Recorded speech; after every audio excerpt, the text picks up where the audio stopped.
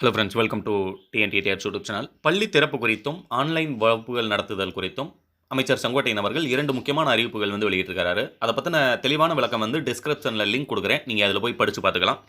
முதல் தகவல் பார்த்தீங்கன்னா, பள்ளி திறப்பு இல்லை. அதாவது கொரோனா தொற்று நாளுக்கு நாள் அதிகரித்து வரும் நிலையில் பள்ளிகள் திறக்க முடியாத சூழல் உள்ளது.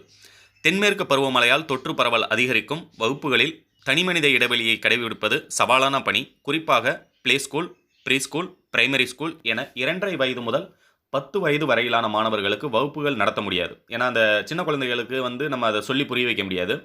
பாடத்திட்டங்கள், பாடங்களின் அளவுகள் குறைக்கப்பட வேண்டும். ஏன்னா நமக்கு ஸ்கூல் ரீஓப்பன் லேட் ஆகுது அப்படிங்கிற பட்சத்தில் பாடங்கள் குறைக்கப்பட வேண்டும்.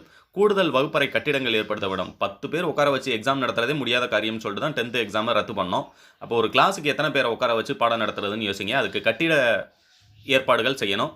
கொரோனாவுக்கு பிந்தைய நிலைக்கான விதிகள் வகுக்கப்பட வேண்டும். கொரோனாக்கு அப்புறம் நம்ம எப்படி நம்மளுடைய நடைமுறை வாழ்க்கை நடத்த வேண்டும் அப்படிங்கிறது நிறைய கட்டுப்பாடுகள் விதிக்கப்பட வேண்டியிருக்கு. இதன் காரணமாக கல்வி ஆண்டின் காலத்தை மாற்றியமைக்க வேண்டும். இது போன்ற காரணங்களால் அக்டோபர் வரை பள்ளிகளை திறப்பது சாத்தியமில்லை அப்படின்னு சொல்லி அமைச்சர் செங்கோட்டையன் சொல்லியிருக்காரு. அடுத்து 2வது தகவல் என்ன அப்படின்னு பார்த்தோம்னா, ஆன்லைன் வகுப்புகள் நடத்துதல் குறித்து பல்வேறு கட்டுப்பாடுகள் விதிக்கப்பட்டு அதன் அடிப்படையில் தான் தனியார் பள்ளிகள் அந்த ஆன்லைன் வகுப்புகளை நடத்தணும்னு சொல்லியிருக்காங்க. இது குறித்து முதல்வருடன் ஆலோசித்த பிறகு இது குறித்த தெளிவான விளக்கங்கள் அளிக்கப்படும் அப்படின்றத சொல்லியிருக்காரு. அது வரைக்கும் ஆன்லைன் வகுப்புகளுக்கு தடை வச்சிருக்காங்க. தனியார் பள்ளிகள் இப்பயும் நடத்திக்கிட்டு தான் இருக்காங்க. அதுவும் சின்ன குழந்தைகளோட கண்கள் பாதிக்கும் அப்படிங்கிறனால அது குறித்த தெளிவான விளக்கங்களும் அளிக்கப்பட வேண்டும்னு சொல்லியிருக்காங்க. 12th ரிசல்ட்டை பற்றி சொல்லுவார்னு எதிர்பார்த்தது. கண்டிப்பாக 12th ரிசல்ட்டை பற்றி சொல்லலை. ஏன்னா ஜூலை ஃபஸ்ட் வீக்கில் நமக்கு ரிசல்ட் வரும்னு சொல்லியிருக்காங்க. கண்டிப்பான ஜூலை ஃபஸ்ட் வீக்கில் மேக்ஸிமம் அந்த மதிப்பெண் பதிவேற்றும் பணி எல்லாமே முடிஞ்சிருது. அதனால் 12th ஜூலை ஃபஸ்ட்டில் கண்டிப்பாக ரிசல்ட் வந்துடும்.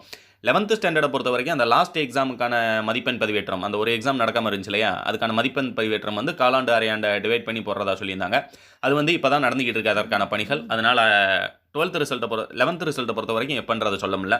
கண்டிப்பாக அந்த வீடியோ உங்களுக்கு யூஸ்ஃபுல்லாக இருக்கும்னு நினைக்கிறேன். யூஸ்ஃபுல்லாக இருந்ததுன்னா மறக்காமல் உங்களுடைய ஃப்ரெண்ட்ஸ்க்கு ஷேர் பண்ணுங்கள். அடுத்தடுத்து நம்மளுடைய வீடியோ பார்க்குறதுக்கு நம்மளுடைய சேனல் மறக்காமல் சப்ஸ்கிரைப் பண்ணி பக்கத்தில் இருக்கக்கூடிய பெல் ஐக்கனை கிளிக் பண்ணிக்கங்க.